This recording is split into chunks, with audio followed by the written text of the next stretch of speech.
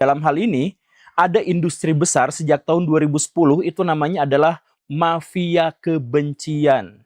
Dan kalau Baraya lihat karya-karya ilmiah atau pendapat para ilmuwan itu sebenarnya sudah disampaikan sejak tahun 2010. Ada seorang akademisi dari Universitas Kristen Texas, namanya adalah Craig Catton. Dia memperingatkan bahwa dalam waktu dekat ada sebuah industri yang disebut sebagai outrage industrial complex, industri kemarahan. Dalam definisinya, industri kemarahan itu adalah kemarahan, keresahan dari pihak tertentu yang dimonetisasi melalui media massa, media sosial untuk kepentingan pihak-pihak tertentu.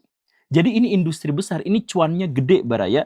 Dan para pelaku industri ini cukup mencari 5 hal. Yang pertama, cari orang terkenal dan aibnya untuk diperjualbelikan.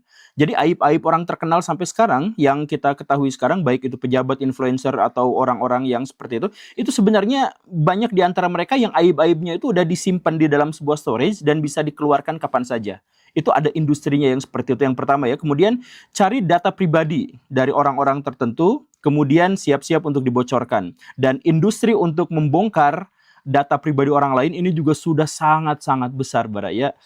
Ngeri sebenarnya dalam hal ini. Kemudian yang ketiga, cari kejadian luar biasa yang cukup menarik emosi massa, dan lagi-lagi simpan, orkestrasi, dan perbesar itu.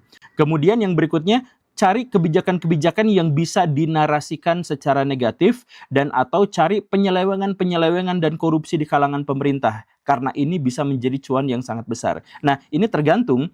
Jadi ada kasus-kasus yang sangat besar, misalkan, itu kalau misalkan kita berkomunikasi dengan para pelaku industri kemarahan ini, itu bisa jadi kecil. Misalkan ada korupsi Pertamina gitu ya. Nah itu kan ceritanya nggak awet.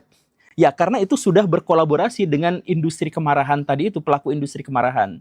Outrage industri itu. Jadi, wah ini terlalu gede, gimana caranya supaya rakyat tidak marah? Ya udah, diberitakan di sini, kemudian nanti berikut-berikutnya dihilangkan. Atau ada kejadian yang sebenarnya tidak berdampak terlalu besar buat rakyat gitu ya. Kasus perselingkuhan pejabat anu gitu ya. Nah, tapi itu karena gagal untuk bernegosiasi dengan para pelaku industri kemarahan ini, itu akan terus-terusan disampaikan sampai kapanpun. Padahal itu sebenarnya tidak berdampak kepada rakyat. Nah, intinya apa?